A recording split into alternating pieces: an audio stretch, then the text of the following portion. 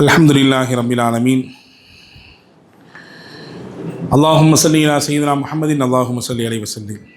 வஸ்பிர் comma ஸபர உலுல் அஸ்ம் மினர் ருசுலி வலா தஸ்தஅஜில் லஹும். கண்ணியத்திற்குரிய சகோதரர்களே, அன்பிற்குரிய தாய்மார்களே, சகோதரிகளே, நபிமார்களின் வரலாற்று தொடரிலே இன்றைக்கு நாம் பார்க்கக்கூடிய நபி ஹஸரத் நூஹ் அலைஹிஸ்ஸலாம். நேற்றைக்கு யாரை பார்த்தோம்? நேற்றைக்கு முந்தின நாள் ஆதம் அலைஹிஸ்ஸலாம். தொடர் தெரியணுமில்ல. இன்றைக்கி நூஹ் அலைஹிஸ்ஸலாம் பார்க்க போகிறோம். நூஹ் அலைஹிஸ்ஸலாம் 5 ரசூல்மார்கள் இருக்கிறாங்க. அந்த 5 பேருமே உலுல் அஸ்ம்னு சொல்லுவாங்க. உலுல் அஸ்ம்னு கட்டுப்பட்டவங்க, அதாவது உறுதியான மனமிக்கவர்கள். அல்லாஹ் குர்ஆனில் சொல்கிறான், நபியை பார்த்து சொல்கிறான், நபியே, உலுல் அஸ்மில் கட்டுப்பட்ட நபிமார்கள் எப்படி உறுதியான நிலைப்போடு இருந்தாங்களோ, பொறுமையாக இருந்தாங்களோ, சகிப்புத்தன்மையோடு இருந்தாங்களோ, அந்த மாதிரி நீங்களும் இருங்க அப்படின்றான் அல்லாஹ். ஏன்னா பொது வேலைக்குன்னு வந்துட்டிங்கன்னா நிறைய உங்கள் மீது விமர்சனங்கள் வரும், நிறைய உங்களை நோக்கி அம்புகள் பாயும், உங்களுக்கு நெருக்கடிகள் வரும், காலை சுற்றிக்கிட்டு நிற்கும் நெருக்கடி, உங்களை வளர விடாமல், உங்களை எஞ்சிக்க விடாமல் காலை பிடிச்சி வாரி வாரி இழுக்கும். அப்போதெல்லாம் நீங்கள் மேற்கொள்ள வேண்டிய விஷயம் என்னென்னா, ரசூல்மார்கள், குறிப்பாக அந்த 5 ரசூல்மார்கள் எப்படி உறுதியாக நின்னாங்களோ அந்த மாதிரி நீங்கள் நிற்கணும் நபியே அப்படின்னு அல்லாஹ் சொல்கிறான். அந்த 5 நபிமார்களை கட்டுப்பட்டவங்க தான் ஒருத்தவங்க தான் ஹஸரத் நூஹ் அலைஹிஸ்ஸலாம். அதை நீங்கள் உள்வாங்கிக்கிங்க முதல் விஷயமா. இதுக்கு அடுத்து நம்ம பார்க்கக்கூடிய முக்கியமான செய்தி என்னென்னா, நூஹ் அலைஹிஸ்ஸலாம் அவங்களுக்கும் ஆதம் அலைஹிஸ்ஸலாமுக்கும் இடையில எவ்வளோ வருஷம் டிஃப்ரெண்ட்டு. ஆதம் அலைஹிஸ்ஸலாமை பற்றி பேசிட்டோம், அதுக்கடுத்து இத்ரீஸ் அலைஹிஸ்ஸலாம் பற்றி பேசிட்டோம். இது 3வது நபியாக நூஹ் அலைஹிஸ்ஸலாம் வர்றாங்க. பூமியில் அனுப்பப்பட்ட ரசூல்மார்களில் ஒரு ரசூலாக ஹஸரத் நூஹ் அலைஹிஸ்ஸலாம் இருக்கிறாங்க. இவங்க 2 பேர்த்துக்கு இடையில என்ன கால அளவு இடைவெளி? ரசூலுல்லாஹ் சஹாபாக்கள் கேட்குறாங்க. சஹீஹ் இப்னு ஹிப்பான் சொல்லக்கூடிய ஒரு நூலில் இது பதிவாகிருக்கு. ஆதம் அலைஹிஸ்ஸலாமுக்கும் நூஹ் அலைஹிஸ்ஸலாமுக்கும் இடையில் உள்ள கால அளவு எவ்வளவுன்னு கேட்டாங்க. இப்போ ரசூலுல்லாஹ் சொன்னாங்க 10 நூற்றாண்டு அப்படின்னாங்க, கிட்டத்தட்ட 1000 ஆண்டு. ஆதம் நபிக்கும் நூஹ் அலைஹிஸ்ஸலாமுக்கும் இடையிலே 1000 ஆண்டு இடைவெளி இருக்கிறது. நூஹ் அலைஹிஸ்ஸலாமை அல்லாஹ் எப்பொழுது நபியாக தேர்வு செஞ்சான்? நம்ம நபி அல்லாஹ் எப்போ தேர்வு செஞ்சான் நபியா? 40வது வயதில். ரசூலுல்லாஹ் அந்த உலகத்தில் மொத்தம் வாழ்ந்ததே 63 ஆண்டுகள் தான். ரொம்ப குறைவான ஆயுள் கொடுக்கப்பட்ட சமுதாயமும் நாம தான்.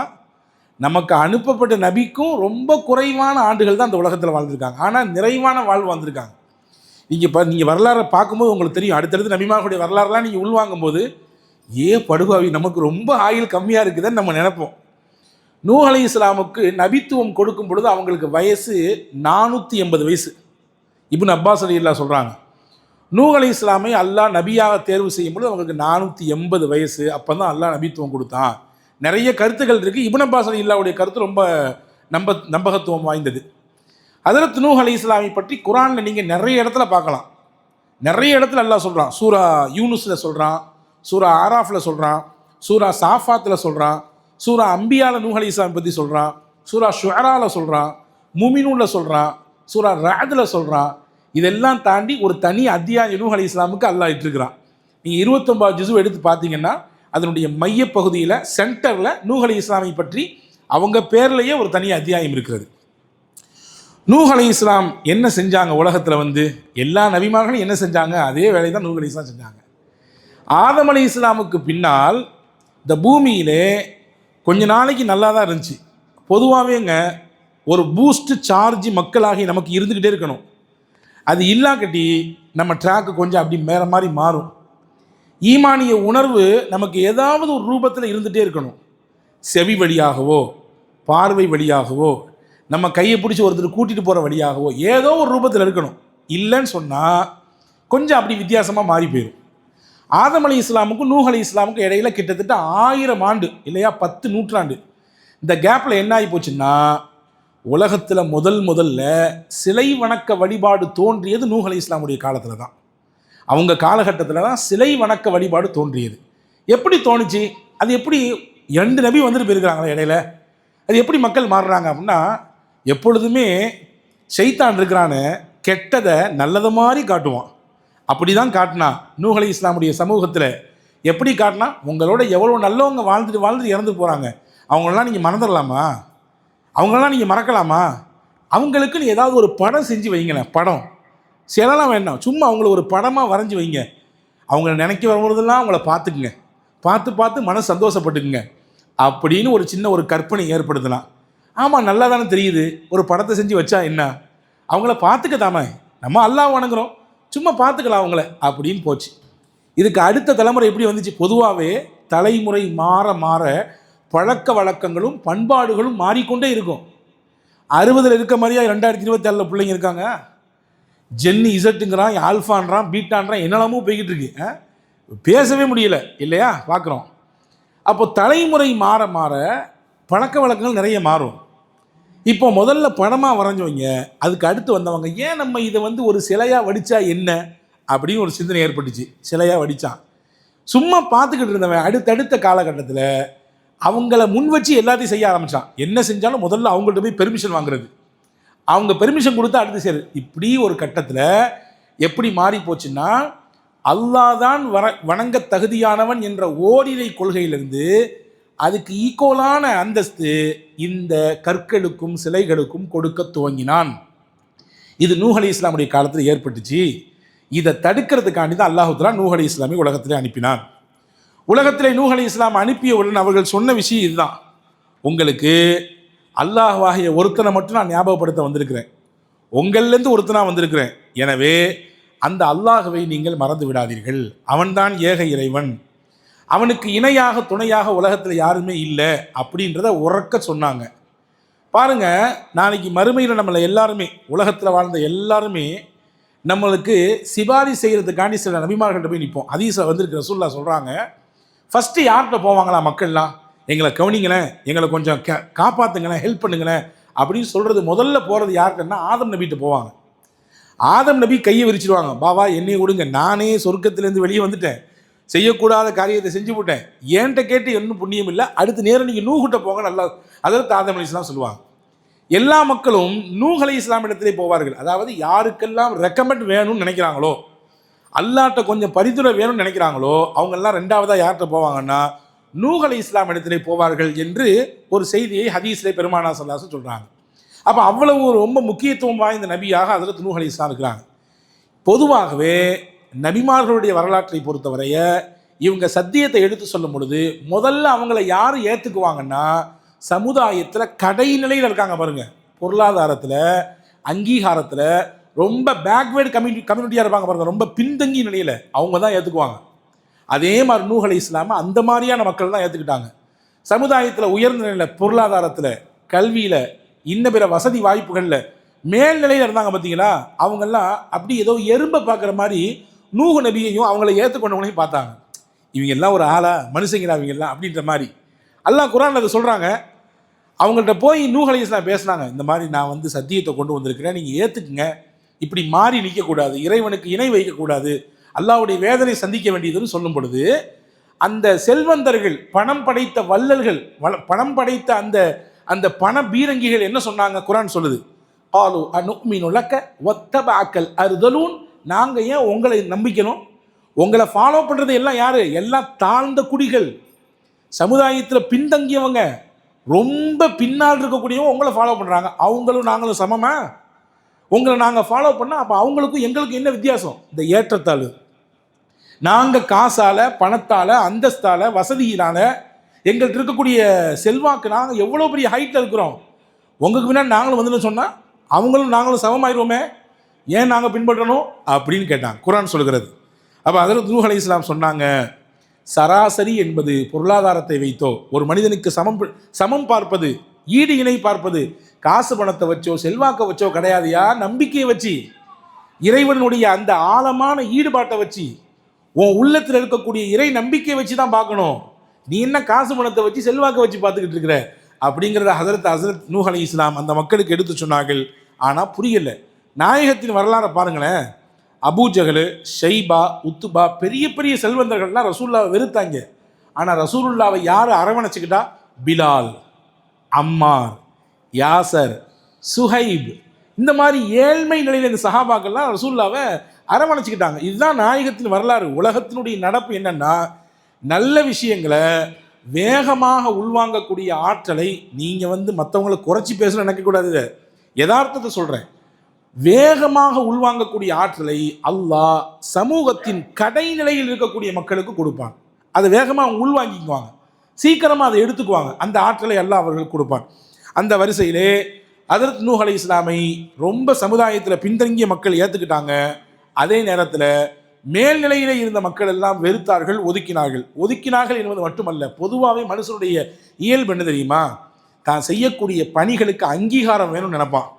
நம்மளை மக்கள் அக்செப்ட் பண்ணணும்னு நினைப்பான். இது எல்லாருக்கும் இருக்கக்கூடியது. என்ன வேலை செஞ்சாலும் சரிதான், நல்லா இருக்குங்க, அல்ஹம்துலில்லாஹ், சிறப்பாக செய்றீங்களே, கரெக்ட், உங்களுடைய கடை ரொம்ப அழகாக இருக்குது, ரொம்ப சூப்பராக நீங்கள் டெக்கரேட் பண்ணியிருக்கீங்க, உங்களுடைய உணவு ரொம்ப அழகாக இருக்குது, சாப்பாடை சொல்லி பாருங்க மனைவிட்ட, அடுத்த நேரத்துலேருந்து ரொம்ப அழகான சாப்பாடெலாம் வரும்.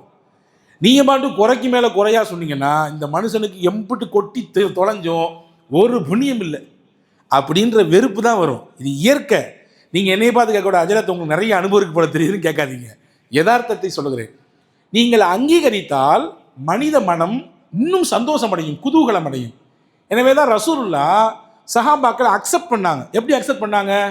என் சமுதாயத்திலேயே ரொம்ப திறமசாலி மார்க்க விஷயத்தில் முஆது இப்னு ஜபல், ஏதாவது சந்தேகம்னா அவர்கிட்ட போய் கேளுங்க.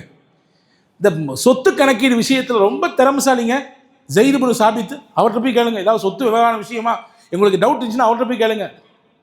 என்னுடைய மார்க்கத்தில் குரானை ரொம்ப ஞானம் படைத்தவர், ரொம்ப அழகாக ஓதக்கூடிய உச்சரிக்கக்கூடியவர் இப்னு மசூத், அவர்கிட்ட போய் கேளுங்க. உங்களுக்கு ஓதன ஆசையாக இருக்கா, அவர்கிட்ட போய் ஓதுங்க.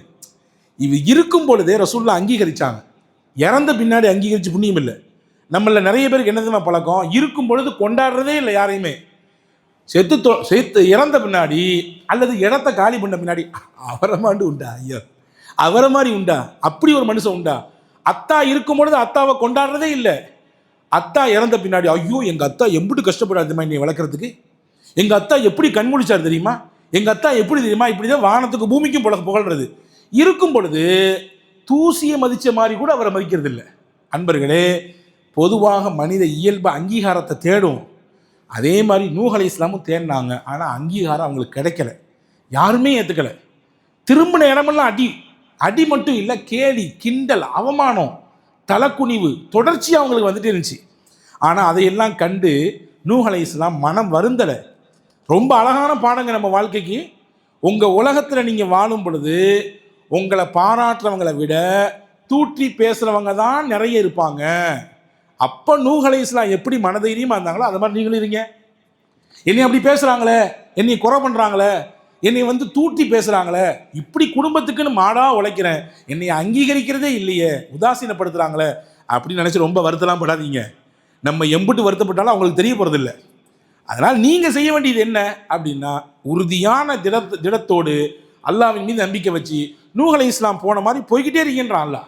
நூஹ் அலைஹிஸ்ஸலாம் அவர்களுடைய கேலி கிண்டலை எதையும் செய்யவில்லை, தொடர்ச்சியாக முயற்சி பண்ணிக்கிட்டே இருந்தாங்க. எப்படி பண்ணாங்க? சூரா நூஹ்ல அல்லாஹ் சொல்கிறான், யா அல்லாஹ், நான் காலை மாலை என்று நேரமே பார்க்கறதில்ல, மக்கள்கிட்ட போய் மார்க்கத்தை சொல்லிக்கிட்டே இருக்கிறேன், இரவு பகல் பார்ப்பதில்லை, கூட்டமாக இருக்கிறாங்க தனியாக இருக்கிறாங்கன்னு பார்க்கறது இல்லை, தேவைப்பட்டால் தனியாக இருக்கக்கூடிய நபர்களை தனித்தனியாக போய் சந்திக்கிறேன், மீட் பண்ணுறேன், கூட்டாக இருக்கும் பொழுது கூட்டமாக போய் மீட் பண்ணுறேன். எப்படி மீட் பண்ணாலும் நான் ஏதாவது அவங்கள்ட்ட சொல்ல போனால் அவங்க எனக்கு முன்னாடியே காதில் பஞ்சை அடைக்கிற மாதிரி கையை வச்சு காதில் அடைச்சி பிடிக்கிறாங்க. எவ்வளோ பெரிய அவமானமாக இருக்கும். நூஹ் வர்றாருங்க, வந்துட்டாரா மனுஷன், எதையாவது பேசி தொலைவாக இருந்தாரு அப்படின்னு சொல்லி காதில் அப்படி கையை வச்சுட்டு அவமானப்படுத்துகிற மாதிரி நிற்கிறாங்க. ஆனாலும் இந்த அவமானத்தையும் தாங்கிக்கிட்டு அந்த மக்களுக்கு காலையிலையும் மாலையிலையும் முயற்சி பண்ணிக்கிட்டே இருக்கேன், சொல்லிக்கிட்டே இருக்கேன். குர்ஆனில் சொல்கிறான் அல்லாஹ், நான் உங்களுடைய வாழ்வை பற்றி கடைசியில் சொல்லுவேன், எத்தனை வருஷம் வாழ்ந்திருக்காங்கன்னு. இந்த மக்களிடத்தில் நூஹ் அலைஹிஸ்ஸலாம் உழைத்த உழைப்பு மட்டும் 950 ஆண்டு காலம், 950 வருஷம் அந்த மக்களோடு மக்களாக உருண்டு பிறண்டு எந்திரிச்சாங்க. எப்படியாவது மனுஷங்க திருத்திட மாட்டாங்களா, எப்படியாவது உண்மையின் பக்கம் வந்துட மாட்டாங்களான்ற ஒரு நப்பாசை தான். ஆனால் அதுக்கு கிடைச்ச பலன் என்ன தெரியுமா? வெறும் 80 பேர் தான் ஏற்றுக்கிட்டாங்க. வெறும் 80 பேர், 80 பேர் மட்டும்தான் நூஹ் அலைஹிஸ்ஸலாம் ஏற்றுக்கொண்டார்கள். மற்றவங்களாம் எங்கே போனாங்கன்னு கேட்பீங்க, யாரும் ஏற்றுக்கலை. எந்த அளவுக்கு ஏற்றுக்கிறேன்னா, மௌத்தா போகும்போது தான் பிள்ளைகிட்ட கூட்டு சொல்லுவானா, டேய் என்ன வேணாலும் செய்யி, இந்த நூஹுக்கு பின்னாடி மட்டும் போயிடாத, நீ என்ன வேணாலும் செய்ய கர்மம், எனக்கு எந்த பிரச்சனையும் கிடையாது, இந்த நூஹு கூப்பிட்டாருன்னு சொல்லி அவருக்கு பின்னாடி போகிறதுன்றது இந்த மாதிரிலாம் வச்சுக்கூடாது, பார்த்துக்கோ அப்படின்னு சொல்லுவாங்கண்ணா. அன்பர்களே, இங்கே நமக்கு ஒரு செய்தி இருக்குது. இன்றைய உலகம் என்ன தெரியுமா? லைக்குக்கும் ஷேருக்கும் அடிமையாக இருக்குது. ஏதாவது ஒன்று செஞ்சால் நம்ம லைக் பண்ணணும்னு நினைக்கிறோம். லைக் சிம்பிள் வந்துச்சுன்னா நமக்கு ஒரு புத்துணர்ச்சி வருது. யாராவது நம்மளுடைய விஷயத்தை ஷேர் பண்ணாங்க, நமக்கு ஒரு சந்தோஷம் வருது. இத்தனை போஸ்ட் திரும்ப திரும்ப திரும்ப திரும்ப போட்டுக்கிட்டே இருக்க, ஒரு லைக் கூட வரமாட்டேங்குது. நிறைய வருத்தப்பட்டிருக்காங்க நம்முடைய பிள்ளைகள் தான் இல்லையா? ஹஜ்ரத் நூஹ் அலைஹிஸ்ஸலாம் 950 வருடம் வாழ்ந்தார்கள். அவர்களை லைக் செய்தவர்கள் வெறும் 80 பேர் தான். லைக் பண்ணலையே யாருமே. நம்மளை ஏன் ஏற்றுக்க மாட்டேங்கிறாங்க அப்படின்னு மனசு தோண்டு போயிடல. நத்தீஜாவை அவங்க தேடலை, முடிவை தேடலை. தன் பணி என்ன அதை செஞ்சுக்கிட்டே இருந்தாங்க. தமிழில் ஒரு வழக்கு சொல்கிறேன், அவங்களுக்கு ஞாபகம் வரும். பணியை செய், சொல்லுங்க, பலனை எதிர்பாராதே. உன் பணி என்னவோ அதை செய், பலன் அங்கே கிடைக்கும், அல்லாட்ட கிடைக்கும். இங்கே கிடைக்கணும்னு எந்த அவசியம் தேவையில்லை. அவர் தட்டி கொடுத்தா தான் எனக்கு பூஸ்ட் வரும் நினைக்க வேண்டிய தேவையில்லை. நல்ல மதிப்பெண் எடுத்து தான் புள்ள மேலே வந்திருக்கிறான். சில பெற்றோர்கள் பாராட்டுவாங்க, சில பெற்றோர்கள் கண்டிக்கவே மாட்டாங்க. அதனால் அந்த பிள்ளைங்க, ஐயோ நம்ம வாப்பம்மா எதுவுமே சொல்லலையே, அத்தா அம்மா எதுவுமே சொல்லலையே, வருத்தப்படாத. உன் பணியை நீ செய், பலனை எதிர்பார்க்காத. பலனை அல்லாஹ் தருவான். நிச்சயமாக பலனை உன் வாழ்க்கையில் நீ எதிர்பார்ப்ப, நிச்சயமாக உன் பலனை வாழ்க்கையில் நீ அனுபவிப்ப. ஹஜ்ரத் நூஹ் அலைஹிஸ்ஸலாம் இதற்கு உதாரணமாக இலக்கணமாக இருந்தாங்க. வேலையை செஞ்சாங்க, லைக்கை எதிர்பார்க்கல. 80 பேர் தான் ஏற்றுக்கிட்டாங்க. ஒரு கட்டத்துக்கு மேலே என்ன பண்ணுறதுன்னு தெரியல. யா அல்லாஹ், எத்தனையோ தலைமுறை முயற்சி பண்ணி பார்த்துட்டேன், யாருமே வரல. இப்போ ஃபைனல் கால், எல்லாத்துக்கும் ஒரு ஃபைனல் கால் உண்டுல. ஏர்போர்ட்டில் எல்லாம் போர்டிங்லாம் போட்டு உள்ளே போயிட்டோம், எங்கேயோ போய் உட்காந்துக்கிட்டோம். நம்ம பேரை சொல்லி வாசிட்டே இருப்பாங்க, அப்துல் காதர், அப்துல் சத்தார், எங்கே ஃபைனல் கால், ஃபைனல் கால், இதுதான் லாஸ்ட்டு, நீங்கள் உள்ளே போயான்னு கூட்டிகிட்டே இருப்பாங்கல்ல. அதே மாதிரி இப்போ ஃபைனல் கால். ஹஜ்ரத் நூஹ் அலைஹிஸ்ஸலாம் என்ன செஞ்சாங்க? இப்போ அல்லாஹ்ட்ட சொன்னாங்க, யா அல்லாஹ், இவங்க மனசுலாம் இறுகி போச்சு, கல் மாதிரி ஆகி போச்சு. இவங்க யார் மனசும் திறக்கிற மாதிரியே தெரியல, எல்லாம் முரட்டு கூட்டமாக இருக்குது. நான் 1 வருஷம் இல்லை, 2 வருஷம் இல்லை, 950 வருஷம் இருந்து போட்டேன். இப்போ நான் உன்கிட்ட கேட்குறது என்னென்னா, அல்லாஹ்வே வக்கால நூஹ் ரப்பிலா ததர் அலல் அர்து மினல் காஃபிரீன ஐயா, உலகத்தில் பூமிக்கு மேலே ஒரு காஃபிரி நீ விட்டு வைக்காத, நீ பார்த்துக்கோ உன் கையில் விட்ட விஷயத்தை. பூமிக்கு மேலே யாரையும் விட்டு வைக்காத. அம்பிட்டு பாடி படுத்து எடுத்துட்டாங்க. இப்போ நான் போய் அவங்களுக்கு எதிர்வினைலாம் செய்ய முடியாது, ஓன்ட்ட இந்த பொறுப்பை விட்டுக்கிறேன், நீ பார்த்துக்கோ. இதுக்கு மேலே நான் என்ன பண்ணுறது நீ தான் சொல்லணும். அப்போ தான் அல்லாஹ் சொன்னா, இத்தனை வருஷம் பொறுமையாக இருந்ததே பெருசு நூஹு, ரொம்ப பெருசு. இப்போ நான் சொல்கிறேன் கேளுங்க, என்னுடைய உத்தரவை கேளுங்க, கப்பலை கட்டுங்கன்னு. அல்லாஹ் முதலில் கப்பல் கட்டியவர் ஹஜ்ரத் நூஹ் அலைஹிஸ்ஸலாம். அதுக்கு முன்னாடி கப்பல்ன்றதே கிடையாதுங்க உலகத்தில். அதுக்கு முன்னாடி கப்பலே இல்லை. கப்பலை முதலாக உருவாக்கினார். எப்படி உருவாக்கினார்? பிரம்மாண்டமான கப்பல். எப்படி தெரியுமா? 3 அடுக்கு இருக்குமா. அதில் 3 அடுக்கு கப்பல். அது நீளத்தை பற்றி வரலாறு எழுதுது. கிட்டத்தட்ட 1200 முழம் நீளம், 600 முழம் அகலம், 3 அடுக்கு.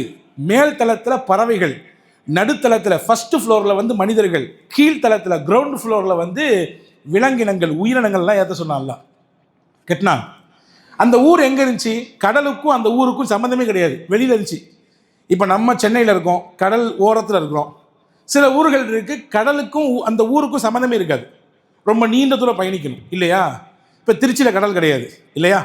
அதே மாதிரி விழுப்புரத்துக்கு போனால் அங்கே கடல் கிடையாது, கடலோர மாவட்டங்கள் கிடையாது. அது அந்த மாதிரி ஒரு ஊர். அது இவர் ஓரத்தில் உட்காந்து கப்பலை கட்டிக்கிட்டு இருந்தார், கப்பலை ரெடி பண்ணிட்டு இருந்தார். நல்ல தேக்கு மரத்தை கொண்டு அந்த கப்பல் ரெடி பண்ணப்படுது. ஊருக்காரங்க எல்லாம் கேட்டாங்கன்னா, என்னையா கப்பல் ரெடி பண்ணுற, எங்கே ஓட்ட போகிற, மலைக்கு மேலே ஓட்ட போறியா, தரையில் கப்பலை ஓட போறியா? எல்லாரும் தலையில் மழை பெஞ்சா காகித கப்பல் தான் ஓடுவாங்க, நீ இப்படி மட்டையை வச்சு கப்பல் செய்றீன்னு சொல்லி கேலி பண்ணாங்க.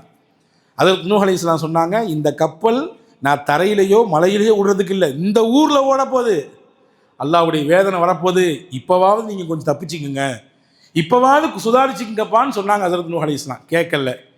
ஒரு கட்டத்தில் என்ன செஞ்சாங்க தெரியுமா? கப்பலை எல்லாம் கட்டி விட்டு போயிடுவாங்க. ராத்திரி வந்து எல்லாம் கலீஜ் ஆக்கிட்டு போயிடுவாங்க, கப்பலை முழுக்க நாசம் பண்ணிட்டு போயிடுவாங்க. எப்படி இருக்கும் மனசுங்க பாருங்க. நான் எதுக்கு இந்த நபிமார்கள் வரலாறு எடுத்தேன்னா, நமக்கு ஒரு ஈமானிய பலம். நாயகத்தின் நபிமார்களின் வரலாறை எல்லாம் நாம் படிக்கும் பொழுது நாம காலத்தில் வாழக்கூடிய கஷ்டமெல்லாம் பெரிய கஷ்டமே இல்லை, எம்பிட்டு தூரம் இந்த மார்க்கத்துக்காண்டி அவங்க கஷ்டப்பட்டுருக்காங்க அப்படின்ற உணர்வு நமக்கு வரணுன்றதுக்காண்டி தான் நேரடியாக பார்ப்பாங்க. அப்படி நாசமாக்கிடுவாங்க. மறுநாள் காலில் வந்து நபி நூஹ் அலைஹிஸ்ஸலாம் அவங்களை ஏற்றுக்கொண்ட மக்கள் அதை ஃபுல்லாக கழுவி விடுவாங்க. இந்த சத்திய இஸ்லாத்துக்காக வேண்டி அசுத்தத்தை அள்ளியிருக்கிறார்கள் நபிமார்கள், அசுத்தத்தை அள்ளியிருக்காங்க. அவ்வளோ பெரிய கேடு, அவ்வளோ பெரிய கஷ்டம். ஒரு கட்டத்தில் அல்லாஹ்வுடைய உத்தரவு வருது, இப்போ அல்லாஹ்வின் வேதனை வரப்போகுது. நீங்கள் என்ன செய்யுங்க, உங்களை ஏற்றிக்கிட்டு நீங்களும் உங்களை ஈமான் கொண்ட மக்களும் கப்பலில் ஏறிக்குங்க. எல்லா உயிரினங்களிலும் ஒவ்வொரு ஜோடியை சேர்த்து ஏற்றிக்கிங்கன்னு அல்லாஹ் ஒரு உத்தரவு கொடுத்தான். ஆடாக இருந்தால் ஆட்டில் ஒரு ஜோடி ஒரு ஆணு பெண்ணு, மாடாக இருந்தால் ஆட்டில் ஒரு ஜோடி ஆணு பெண்ணு, குதிரையாக இருந்தால் அப்படி எல்லா உயிரினங்களையும் ஒவ்வொரு ஜோடியை நீங்கள் ஏற்றிக்கிங்க கப்பலில். நீங்கள் கிளம்ப வேண்டியதுதான். அல்லாஹ்வுடைய உத்தரவு வரப்போகுது, அல்லாஹ்வுடைய வேதனை வரப்போகுது. எல்லாரும் கிளம்புற சமயத்தில் வானம் அப்படியே பிளந்தது, மலை கொட்டோ கொட்டென்று கொட்டியது. மலை என்றால் அப்படி ஒரு மலையை பார்த்ததே இல்லை அந்த மக்கள். மலையின் கோர தாண்டவம்.